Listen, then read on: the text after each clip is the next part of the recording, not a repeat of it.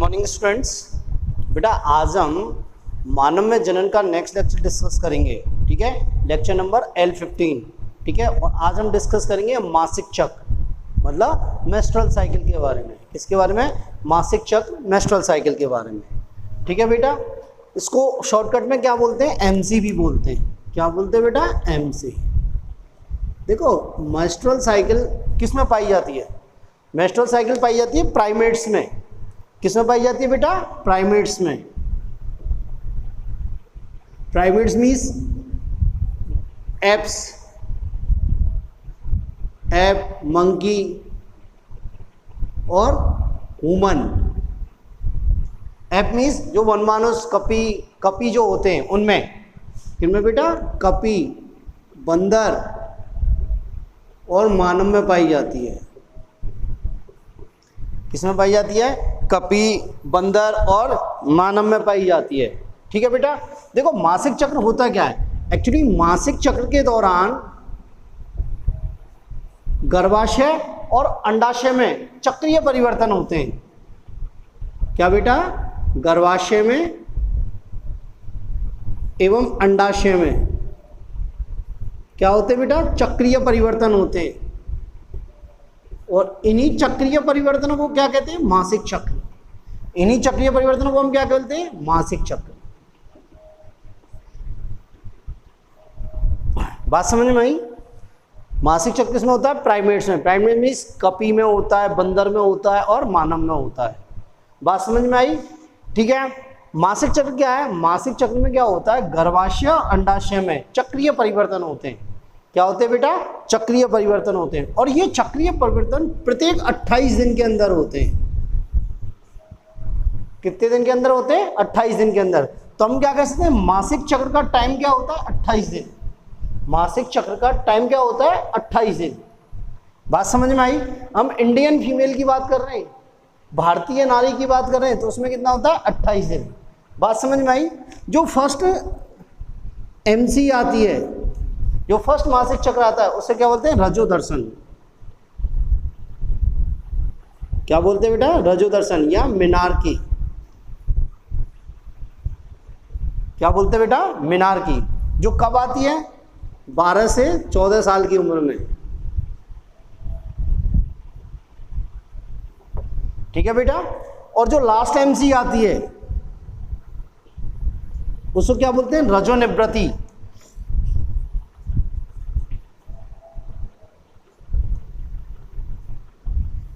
क्या बोलते हैं बेटा? रजोनिवृत्ति मतलब मीनोपॉज। और ये कितनी उम्र में आती है? 50 से 55 साल की उम्र में।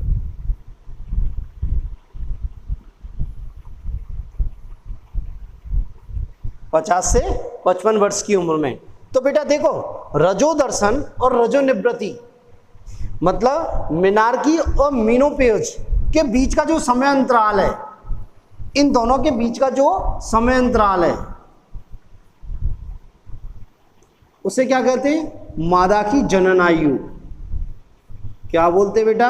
मादा की जनन आयु। क्या बोलते हैं बेटा? मादा की जनन आयु। और मादा अपनी जनन आयु में कितनी बार MC से गुजरती है? 400 से 450 बार। कितनी बार MC आती है उसमें? 400 से 450 बार, यदि वो प्रेग्नेंट नहीं होती है, यदि वो क्या गर्भ धारण नहीं करती है। मेरी बात समझ में आई? दोबारा सुन लो। मासिक चक्र में होता है प्राइमेट्स में। प्राइमेट मीन्स कपी, बंदर और मानव। ठीक है, मासिक चक्र क्या है? गर्भाशय और अंडाशय में होने वाले चक्रीय परिवर्तन है। गर्भाशय और अंडाशय में होने वाले चक्रीय परिवर्तन है। और ये चक्रीय परिवर्तन प्रत्येक 28 दिन के अंदर होते हैं। ठीक है, तो मासिक चक्र का ड्यूरेशन क्या होगा? 28 दिन भारतीय नारी में। बात समझ में आई? फर्स्ट MC को क्या बोलते हैं? रजोदर्शन। क्या बोलते हैं बेटा? रजोदर्शन, मिनार्की, जो कब आती है? 12 से 14 साल की उम्र में आती है। और लास्ट MC को क्या बोलते हैं? रजोनिवृत्ति मतलब मीनोपॉज। क्या बोलते हैं? मीनोपॉज, जो कब आती है? 50 से 55 वर्ष की उम्र में आती है। तो इन दोनों के समय अंतराल को मतलब रजोदर्शन और रजोनिवृत्ति के समय अंतराल को क्या कह सकते हैं? मादा की जनन आयु। क्योंकि इसी के दौरान क्या होती है? MC आ रही है तो क्या हो रहा है? अंडे का निर्माण हो रहा है, अंडे का निर्माण हो रहा है तभी तो वो बच्चा पैदा कर सकती है, वरना नहीं कर सकती।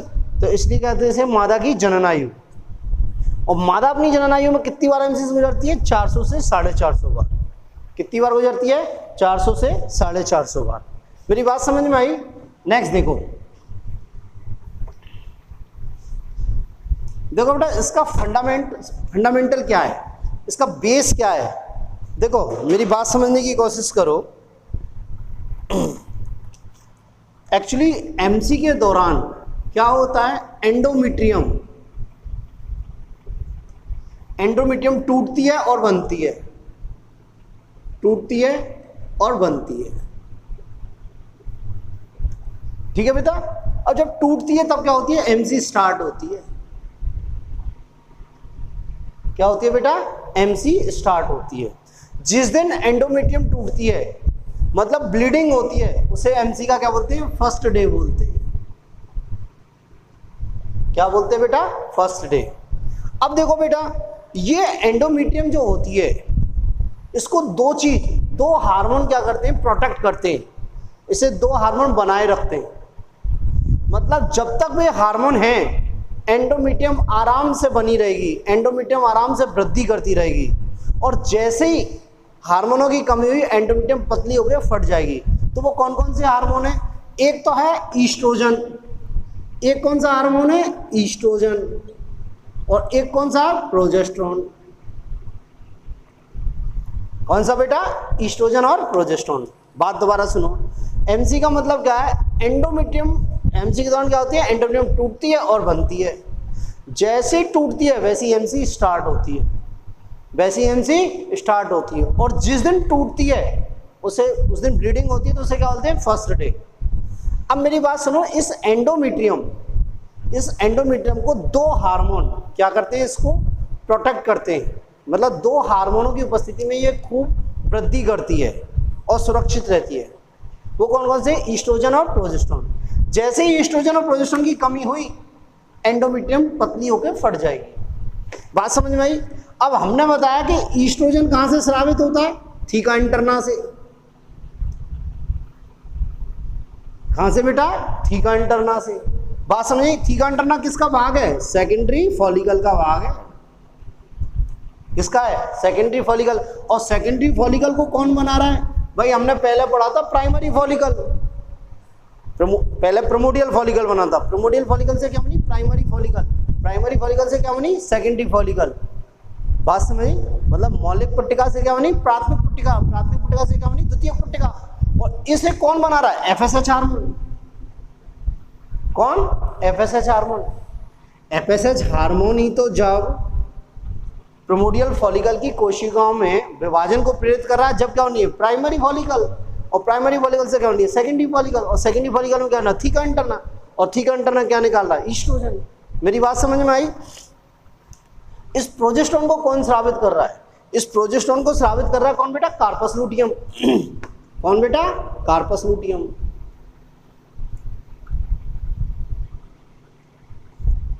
कौन स्रावित कर रहा है? Corpus luteum. अब कार्पस लूटियम कौन से दिन बन रही है? एमसी के 14वें दिन। एमसी के 14वें दिन क्या होगा बेटा?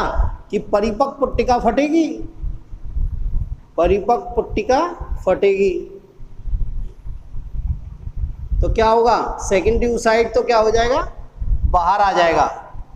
सेकेंडरी oocyte क्या आ जाएगा? बाहर आ जाएगा। और बची संरचना क्या कहलाती है? Corpus luteum.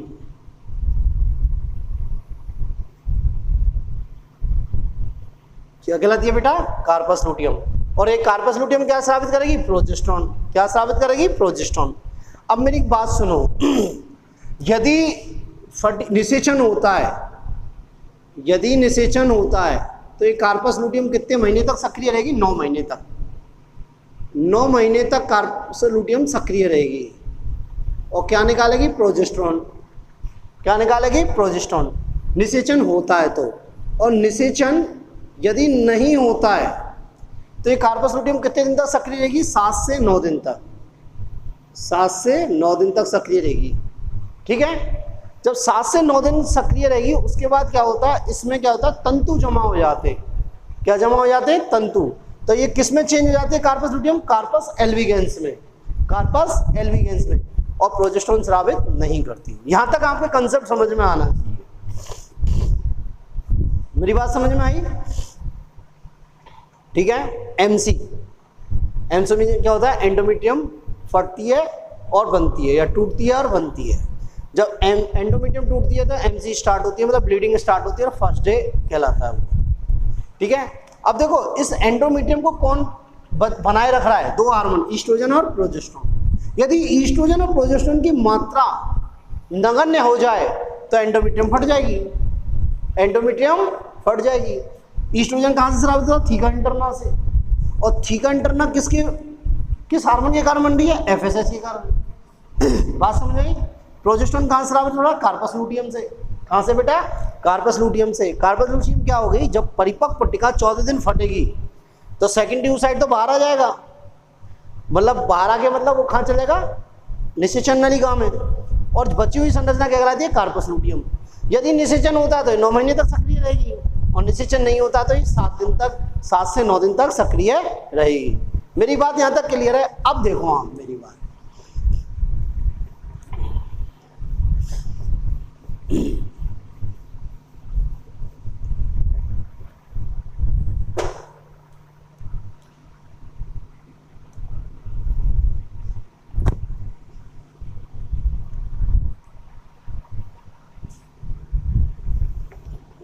इधर और बड़ी कर लेते थोड़ी। देखो बेटा, ये एमसी का फर्स्ट डे है, ठीक है, और ये एमसी का क्या? Last day, 28 day. बात समझ में आई? तो देखो बेटा, फर्स्ट 5 डे, पहले 5वें दिन क्या होती है बेटा? ब्लीडिंग होती है, मतलब वेजाइना से या योनि से रक्त का स्राव होता है, योनि से रक्त का स्राव होता है। स्राव क्यों होता है? क्योंकि इस दौरान ईस्ट्रोजन और प्रोजेस्टेरोन की सांद्रता क्या होती है? नगण्य होती है। नगण्य होती है तो एंडोमेट्रियम फट जाती है। तो इसलिए क्या होता है, इसे क्या बोलते हैं हम? रजोस्राव प्रावस्था। क्या बोलते हैं बेटा? रजोस्राव प्रावस्था।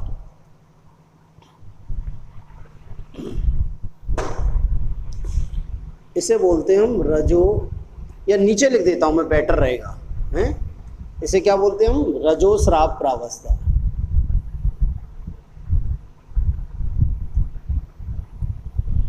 इस दौरान क्या होती है बेटा?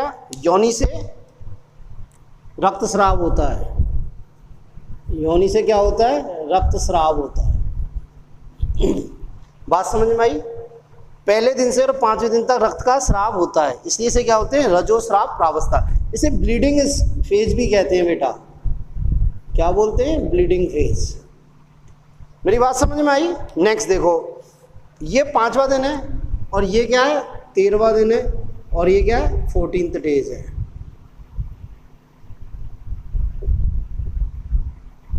ठीक है।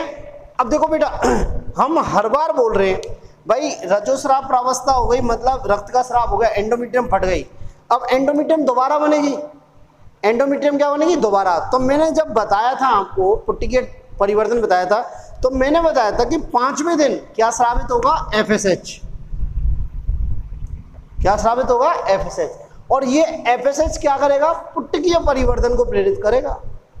किसको प्रेरित करेगा बेटा? पुट्टिकीय परिवर्तन को। ठीक है। तो इसे हम क्या कह सकते हैं यहां तक?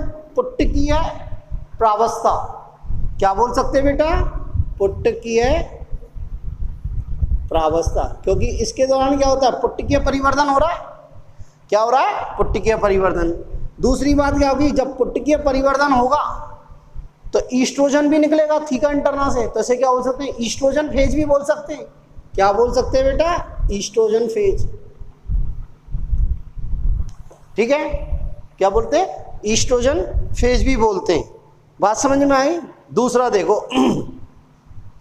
13वें 14वें दिन, 13वें दिन क्या हो गई? परिपक्व पुट्टिका बन गई। क्या बन गई? परिपक्व पुट्टिका। अब इस 13वें दिन ईस्ट्रोजन की सांद्रता बहुत अधिक है, ईस्ट्रोजन की सांद्रता बहुत अधिक है।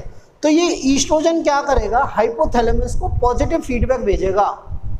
क्या भेजेगा? Positive feedback. यार ये मान लो ये ईस्ट्रोजन क्या बोलेगा, हाइपोथैलेमस को मैसेज भेजेगा कि भैया ये जो सेकेंड ट्यूब साइड है कंप्लीट है, अब ग्राफीन पुट्टिका फटेगी। तो क्या करेगा उस टाइम एंटीरियर पिट्यूटरी अग्र पीयूषग्रंथि क्या निकालती है, LH हार्मोन निकालती है। क्या निकालती है बेटा, LH। तो इस दौरान क्या होता है, LH हार्मोन स्रावित होता है। LH हार्मोन क्या होता है, स्रावित होता है। जब LH हार्मोन स्रावित बढ़ जाएगा तो क्या होगी, पुट्टिका फट जाएगी, पुट्टिका फट जाएगी मतलब अंडा बाहर आ जाएगा। तो इस प्रावस्था को क्या बोलेंगे, अंडोत्सर्ग प्रावस्था। क्या बोलेंगे बेटा, ये अंडोत्सर्ग प्रावस्था।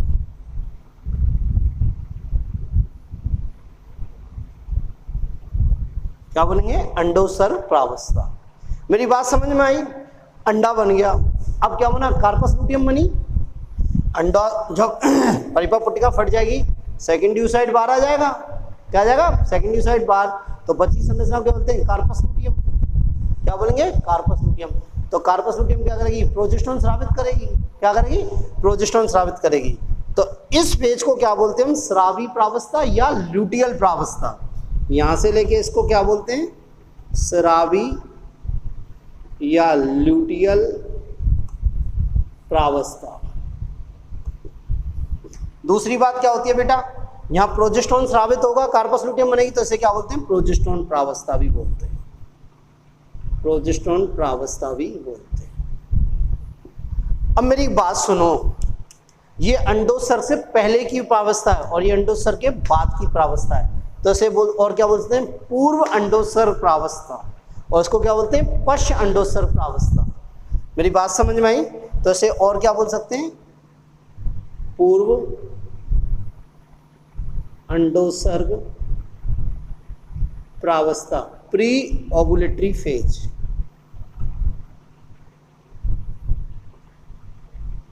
और इसे क्या बोलते हैं, पश्च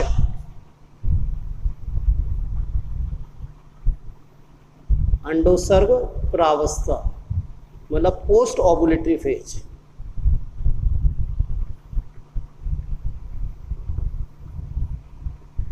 बात मेरी समझ में आई। तो देखो बेटा, ये कितने दिन हुई, 1 से लेके और 5 दिन तक, 1 से 5वें दिन तक, ठीक है। ये कितनी हुई, 6वें से और 13वें दिन तक। कितना बेटा, 13वें दिन तक। और ये कितनी हुई, 14वें दिन की।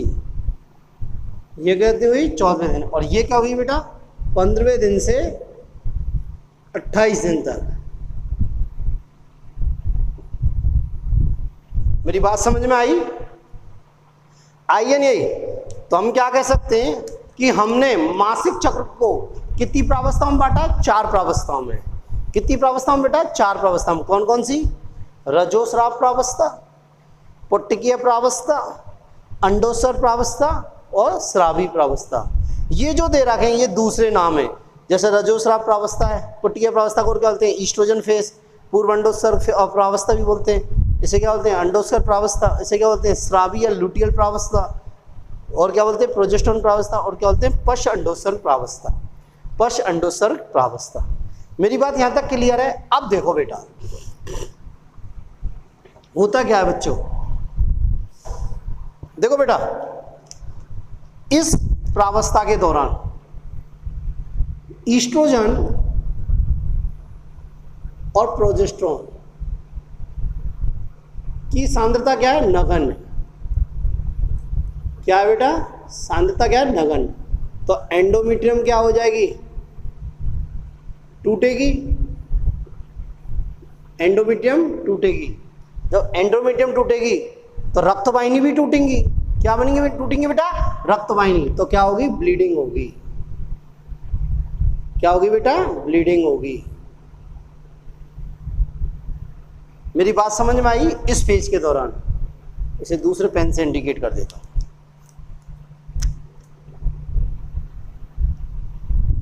बात मेरी समझ में आई। इस प्रावस्था के दौरान क्या होगी, ईस्ट्रोजन प्रोजेस्टेरोन की सांद्रता क्या होगी, नगण्य हो जाएगी। ठीक है, क्यों भाई, कार्पस लूटियम खत्म ही हो गई। ठीक है, जब नगण्य हो गई तो एंडोमेट्रियम टूटेगी, और एंडोमेट्रियम टूटेगी तो ब्लीडिंग होगी। ठीक है बेटा। अब देखो बेटा, इस प्रावस्था के दौरान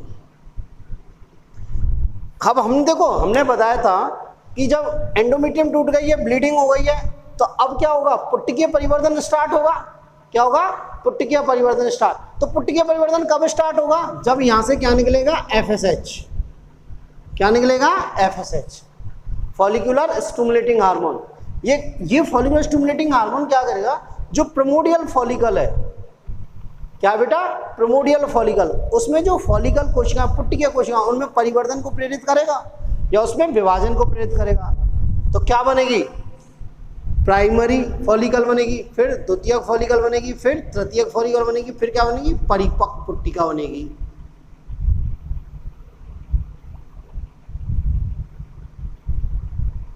क्या बनेगी बेटा, परिपक्व पुट्टिका। देखो बेटा है, जब परिपक्व पुट्टिका बनेगी तो इस दौरान इस सेकेंडरी फॉलिकल से क्या स्रावित होगा, ईस्ट्रोजन। क्या स्रावित होगा, ईस्ट्रोजन। और हमने बोला कि एस्ट्रोजन और प्रोजेस्टेरोन की उपस्थिति में एंडोमेट्रियम खूब वृद्धि करती है। तो क्या होगा, ये ईस्ट्रोजन क्या करेगा, एंडोमेट्रियम में क्या करेगा, एक तो समसूत्री विभाजन को प्रेरित करेगा। क्या करेगा, समसूत्री विभाजन को प्रेरित करेगा एक तो, और एक क्या करेगा, टूटी हुई रक्त वाहिनियों की मरम्मत करेगा। टूटी हुई रक्त वाहिनियों की क्या करेगा, मरम्मत करेगा। जब मरम्मत करेगा तो एंडोमेट्रियम बनने लगेगी दोबारा, एंडोमेट्रियम दोबारा बनने लगेगी, धीरे धीरे एंडोमेट्रियम मोटी होती चली जाएगी। पहले तो क्या होगा, समसूत्री विभाजन होगा, फिर उनकी रक्त वाहिनियां जो टूटी हैं उनमें क्या होगा, उनकी मरम्मत होगी, तो एंडोमेट्रियम बनने लग गई। क्या बनने लग गई, एंडोमेट्रियम। मेरी बात समझ में आ गई। तो देखो, जैसे जैसे ईस्ट्रोजन की सांद्रता बढ़ती गई, जैसे यहाँ से अपन यूँ जाएंगे तो क्या होगी, ईस्ट्रोजन की सांद्रता बढ़ती गई, वैसे वैसे क्या होगी, एंडोमेट्रियम की मोटाई भी बढ़ती गई, एंडोमेट्रियम की मोटाई भी बढ़ती गई। मेरी बात क्लियर है। अब सुनो मेरी बात, अंडाशय में क्या हुआ, पुट्टिकीय परिवर्तन स्टार्ट हुआ। अंडाशय में तो क्या हुआ, पुट्टिकीय परिवर्तन। और गर्भाशय में क्या हुआ, एंडोमेट्रियम बनने लगी। क्या लाने लगी, एंडोमेट्रियम। मेरी बात समझ में आई, ठीक है। अब एंडोमेट्रियम बन गई। अब इस दौरान क्या हुआ बेटा, 13वें दिन ये ईस्ट्रोजन की सांद्रता हाईएस्ट होती है, 13वें दिन। इस दिन 13वें दिन क्या होती है, ईस्ट्रोजन का लेवल क्या होता है, हाईएस्ट होता है। तो ये ईस्ट्रोजन क्या होता है, पॉजिटिव फीडबैक भेजता है। क्या भेजता है बेटा, पॉजिटिव फीडबैक। किसके लिए, अग्रपीयूष ग्रंथि या हाइपोथैलेमस को। किसको बेटा, हाइपोथैलेमस। तो हाइपोथैलेमस क्या निकलवाता है, LH हार्मोन। कहां से, अग्रपीयूष ग्रंथि से। कहां से बेटा, अग्रपीयूष ग्रंथि से। तो LH हार्मोन की कंसंट्रेशन क्या हुई, 14वें दिन हाईएस्ट। तो LH की सांद्रता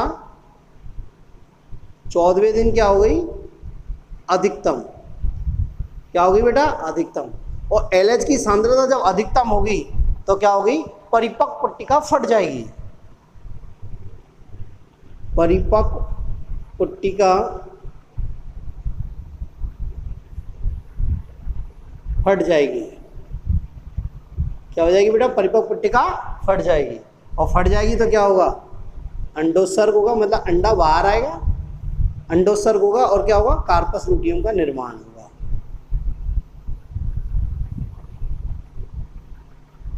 किसका होगा बेटा, कार्पस लूटियम का निर्माण होगा। कौन से, 14वें दिन।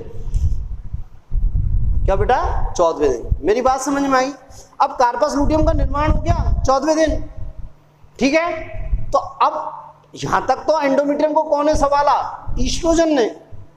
अब क्या होगी, यहां से 14वें दिन के बाद, यहां 14वें दिन के बाद यहां से कौन संभालेगा, कार्पस लूटियम।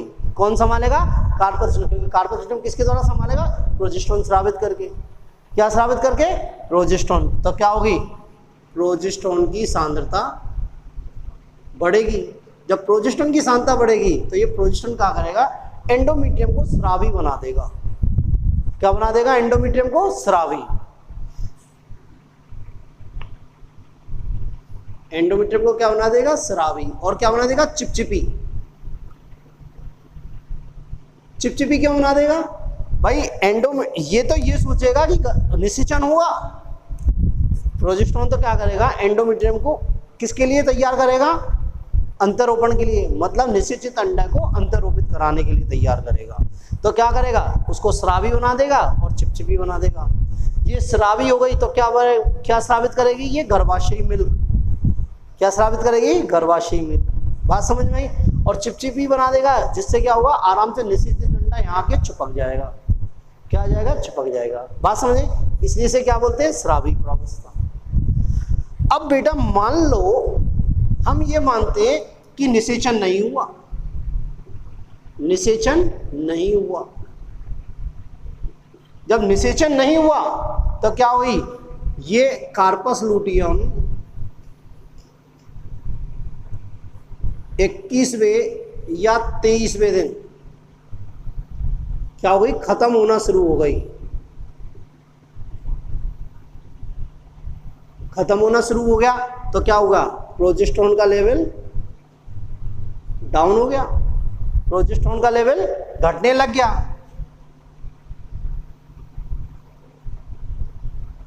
प्रोजेस्टेरोन का लेवल क्या करेगा, घटने लग गया। और जब प्रोजेस्टेरोन का लेवल घटेगा, ईस्ट्रोजन तो है ही नहीं है, ईस्ट्रोजन तो यहीं तक बना, अब प्रोजेस्टेरोन का लेवल घटने लगा तो एंडोमेट्रियम को बचाने वाला कोई नहीं है, एंडोमेट्रियम को बनाए रखने वाला कोई नहीं, तो एंडोमेट्रियम कैसी होगी, पतली होती चली जाएगी। तो इस केस में क्या होगी, एंडोमेट्रियम पतली होगी। क्या होगी, पतली होगी। और 28वें दिन ये पतली होकर टूट जाएगी। क्या हो जाएगी बेटा, टूट जाएगी। और क्या होगी, टूट जाएगी तो एमसी स्टार्ट हो जाएगी। क्या हो जाएगी बेटा, एमसी स्टार्ट हो जाएगी। मेरी बात समझ में आई है नहीं आई, दोबारा सुन लो भाई। ये तो आपकी समझ में आ गई। फर्स्ट स्टेज में क्या हुआ, इस स्टेज में ईस्ट्रोजन और प्रोजेस्टेरोन की मात्रा बिल्कुल नगण्य। नगण्य तो क्या है, एंडोमेट्रियम टूटेगी, एंडोमेट्रियम टूटेगी तो ब्लीडिंग स्टार्ट हो गई। अब क्या होगा, 5वें दिन एफएसएच स्रावित होगा। ये एफएसएच क्या करेगा, पुट्टिकीय परिवर्धन को प्रेरित करेगा। तो क्या होगा, प्राइमरी पुट्टिका बनेगी, फिर द्वितीय पुट्टिका बनेगी, फिर तृतीय पुट्टिका बनेगी, फिर परिपक्व पुट्टिका बनेगी। बनेगी बेटा। जब द्वितीय पुट्टिका बनेगी तो ईस्ट्रोजन स्रावित करेगी। ये क्या करेगी, ईस्ट्रोजन स्रावित करेगी, तो ईस्ट्रोजन की सांद्रता बढ़ेगी। अब जब ईस्ट्रोजन की सांद्रता बढ़ेगी तो एंडोमेट्रियम दोबारा बनना शुरू करेगी। एंडोमेट्रियम दोबारा बनना शुरू करेगी। कैसे कि ईस्ट्रोजन क्या करेगा, इस एंडोमेट्रियम में समसूत्री विभाजन को प्रेरित करेगा। किसको प्रेरित करेगा, समसूत्री विभाजन को। दूसरी, टूटी हुई रक्त वाहिनियों की मरम्मत करेगा। टूटी हुई रक्त वाहिनियों की मरम्मत करेगा। तो ये एंडोमेट्रियम बनना शुरू हो गई। क्या हो गई, एंडोमेट्रियम बनना शुरू हो गई। अब देखो बेटा, जैसे अपन 5वें दिन से 13वें दिन की तरफ आगे बढ़ेंगे, वैसे वैसे पुट्टिकीय परिवर्तन होगा तो ईस्ट्रोजन अधिक स्रावित होगा, और ईस्ट्रोजन अधिक स्रावित होगा तो एंडोमेट्रियम की मोटाई बढ़ती चली जाएगी 13वें दिन तक। बात समझ में आई। अब 13वें दिन क्या होता है, ईस्ट्रोजन की सांद्रता सबसे अधिकतम होती है। अब क्या करेगा, ईस्ट्रोजन पॉजिटिव फीडबैक भेजेगा किसको, हाइपोथैलेमस को। और ये हाइपोथैलेमस किस पे काम करेगा, अग्रपीयूष ग्रंथि पे। और अग्रपीयूष ग्रंथि पे काम करके क्या स्रावित करेगा, एलएच स्रावित करवाएगा। क्या स्रावित करवाएगा बेटा, एलएच। जब एलएच की सांद्रता, एलएच स्रावित होगा तो एलएच की सांद्रता 14वें दिन अधिकतम होगी। और 14वें दिन अधिकतम होने के कारण एलएच की सांद्रता क्या होगी, ये परिपक्व पुट्टिका फट जाएगी। परिपक्व पुट्टिका फट जाएगी और क्या होगा, अंडोत्सर्ग होगा। क्या होगा, अंडोत्सर्ग, मतलब अंडा बाहर आ जाएगा परिपक्व पुट्टिका में से। और बची हुई पुट्टिका को क्या बोलेंगे, कार्पस लूटियम। बची हुई पुट्टिका को क्या बोलेंगे, कार्पस लूटियम। तो ये 14वें दिन इसलिए क्या बोला इसको, अंडोत्सर्ग प्रावस्था। अब देखो, अब कार्पस लूटियम बन गई। यहाँ से यहाँ की बात कर रहे हैं, यहाँ से और यहाँ तक की बात, ठीक है। कार्पस लूटियम बन गई तो कार्पस लूटियम क्या स्रावित करेगी, प्रोजेस्टेरोन। अब प्रोजेस्टेरोन की सांद्रता बढ़ेगी तो प्रोजेस्टेरोन की सांद्रता बनेगी, तो अब कार्पस लूटियम को कौन बनाए रखेगा, प्रोजेस्टेरोन। क्योंकि यहाँ तक तो कौन बनाए रख रखा था, ईस्ट्रोजन, और यहाँ को बनाएगा प्रोजेस्टेरोन। तो ये प्रोजेस्टेरोन क्या करता है बेटा, ये कार्पस, ये प्रोजेस्टेरोन क्या करता है, इस एंडोमेट्रियम को तैयार करता है। किसके लिए, निषेचित अंडे को आरोपित करने के लिए या युग्मनज को आरोपित करने के लिए। तो ये क्या करता है, इस एंडोमेट्रियम को स्रावी बना देता है। इस एंडोमेट्रियम को स्रावी बना देता है। जब ये स्रावी बन जाती है तो ये क्या स्रावित करती है, गर्भाशयी मिल्क। क्या स्रावित करती है ये बेटा, गर्भाशयी मिल्क। एक तो, और दूसरी क्या करता है, इसको चिपचिपी बना देता है। क्या बना देता है, चिपचिपी। जिससे क्या होता है, ये किसके लिए तैयार रहती है बेटा, जाइगोट को अंतरोपित करने के लिए। मतलब जाइगोट इस पर अंतरोपित हो सकता है। पर क्या हुआ, निषेचन नहीं हुआ, निषेचन नहीं हुआ। तो क्या हुई, ये एंडोमेट्रियम है, सॉरी कार्पस लूटियम है। ये कार्पस लूटियम क्या होगी, 21वें दिन या 23वें दिन खत्म होना शुरू कर देगी। क्या होगी, खत्म होना शुरू कर देगी। जब खत्म होगी तो प्रोजेस्टेरोन की सांद्रता कम होती चली जाएगी। अब प्रोजेस्टेरोन की सांद्रता भी कम हो गई और एस्ट्रोजन है ही नहीं है, तो अब क्या होगी, एंडोमेट्रियम के लिए बचाने वाला कोई नहीं है, एंडोमेट्रियम को कोई नहीं मेंटेन कर रहा है, तो एंडोमेट्रियम पतली होती जाएगी और 28वें दिन आके एंडोमेट्रियम फट जाएगी, एंडोमेट्रियम फट जाएगी। बात समझ में आई। और जब एंडोमेट्रियम फट गई तो एमसी स्टार्ट हो गई, फिर दोबारा यही साइकिल आ गई। तो इस प्रकार ये प्रोसेस चलता रहता है, इस प्रकार ये प्रोसेस चलता रहता है। तो ये है आपका मासिक चक्र। क्या है बेटा, मासिक चक्र। मेरी बात क्लियर हुई, ठीक है। तो यहाँ देखें तो अंडाशय में क्या होता है, पट्टिकीय परिवर्तन, और एंडोमेट्रियम, और गर्भाशय में क्या बन रही है, एंडोमेट्रियम। गर्भाशय में क्या बन रही है, एंडोमेट्रियम। बात समझिए, यहाँ क्या हो रहा है, गर्भाशय में क्या हो रही है, एंडोमेट्रियम चिपचिपी और स्रावी हो रही है। क्या हो रही है, चिपचिपी और स्रावी हो रही है। और क्या, फिर 21वें और 22वें दिन, 21वें 23वें दिन कार्पस लूटियम खत्म होने लग रही है। तो ये मासिक चक्र हुआ, ठीक है। तो आज के लिए इतना ही। कल हम निषेचन की कार्य की पढ़ाएंगे, mechanism of fertilisation. Thank you बेटा।